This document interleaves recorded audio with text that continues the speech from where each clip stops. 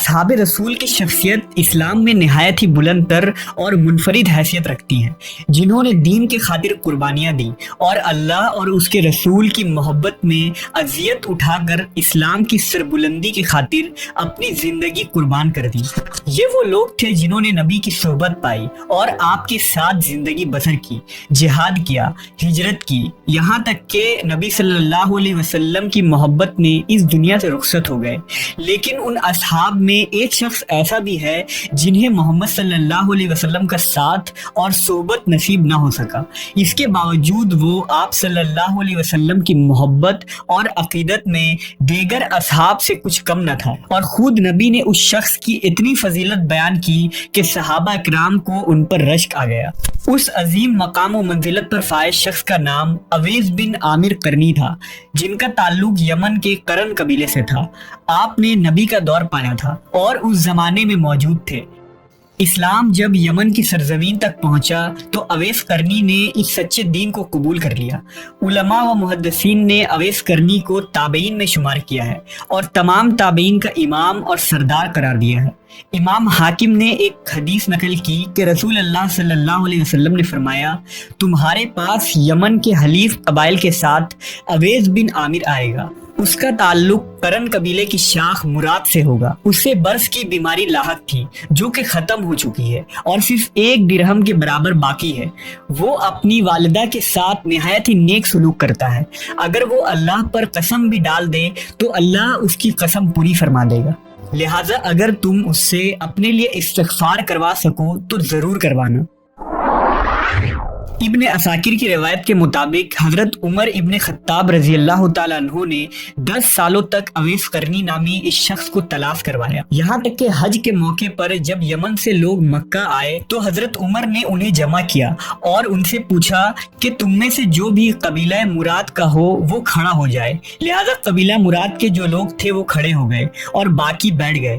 اس کے بعد فرمایا، کیا تم میں سے کوئی شخص اویس نامی آدمی کو جانتا ہے؟ یہ پوچھتے پوچھتے آپ خود اویس کے پاس آئے اور پوچھا کہ کیا تمہارا نام اویس ہے؟ انہوں نے کہا ہاں۔ حضرت عمر نے فرمایا کہ تم مراد قبیلے کی شاخ قرن سے ہو؟ انہوں نے کہا ہاں۔ حضرت عمر نے پوچھا کہ کیا تمہیں برص تھا؟ وہ اچھا ہو گیا مگر درہم برابر باقی ہے۔ انہوں نے کہا جی ہاں۔ حضرت عمر نے کہا کہ کیا تمہاری ماں ہے؟ انہوں نے کہا جی۔ لہذا حضرت عمر نے کہا کہ میں نے رسول اللہ صلی اللہ علیہ وسلم سے سنا تھا کہ آپ فرماتے تھے کہ تمہارے پاس اویس بن عامر یمن والوں کی کمک فوج کے ساتھ آئے گا، وہ قبیلہ مراد سے ہے جو قرن کی شاخ ہے، اس کو برص تھا، وہ اچھا ہو گیا مگر درہم باقی ہے، اس کی ایک ماں ہے، اس کا حال یہ ہے کہ اگر اللہ کے بھروسے پر قسم کھا بیٹھے تو اللہ اس کو سچا کرے، پھر اگر تجھ سے ہو سکے تو اس سے اپنے لیے دعا کروانا، تو اب آپ میرے لیے دعا کیجئے۔ لہذا حضرت اویس نے حضرت عمر ابن خطاب کے لیے بخشش کی دعا فرمائی۔ آپ نے کہا کہ تم کہاں جانا چاہتے ہو؟ حضرت اویس قرنی نے کہا میں کوفہ جانا چاہتا ہوں۔ حضرت عمر نے فرمایا کہ میں آپ کو کوفہ کے حاکم کے نام ایک خط لکھ دوں۔ حضرت اویس نے فرمایا کہ مجھے غریبوں اور خاکساروں میں رہنا اچھا لگتا ہے۔ حضرت اویس قرنی نہایت ہی زاہد اور متقی شخص تھے۔ آپ کے متعلق روایتوں میں آتا ہے کہ آپ کے پاس ایک چادر تھی جو زمین پر بیٹھتے وقت زمین پر لگتی تھی۔ اس پر وہ کہا کرتے کہ یا اللہ، میں ہر ذی روح کے بھوکے اور ننگے ہونے پر تجھ سے معذرت چاہتا ہوں، میرے پاس صرف میرے پیٹھ پر موجود کپڑا اور میرے پیٹ میں موجود خوراک ہی ہے۔ کسی دن شام ہوتی تو اویس قرنی فرماتے آج کی رات رکوع کی رات ہے، لہذا صبح تک رکوع کرتے، اور کبھی شام کے وقت کہتے آج کی رات سجدے کی رات ہے، تو صبح تک سجدے میں پڑے رہتے۔ بعض اوقات شام کے وقت اپنے گھر میں موجود اضافی کھانا پینا، لباس سب کچھ صدقہ کر دیتے اور پھر کہتے اے اللہ، اگر کوئی بھوک سے مر گیا تو میرا معاوضہ مت کرنا، اور اگر کوئی ننگا فوت ہو گیا تو مجھ سے حساب نہ لینا۔ دراصل آپ کی نابینا والدہ کی دیکھ بھال اور خدمت کی وجہ سے اویس قرنی نبی صلی اللہ علیہ وسلم کی خدمت میں مدینہ نہ پہنچ سکے، لیکن غیبی طور سے اللہ نے نبی کو ان کی خبر پہنچائی۔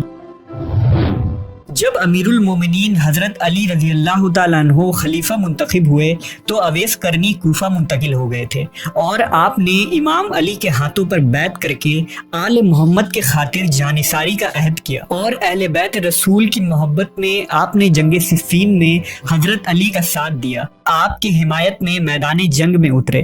سن 37 ہجری میں جنگ صفین میں آپ کی شہادت ہوئی۔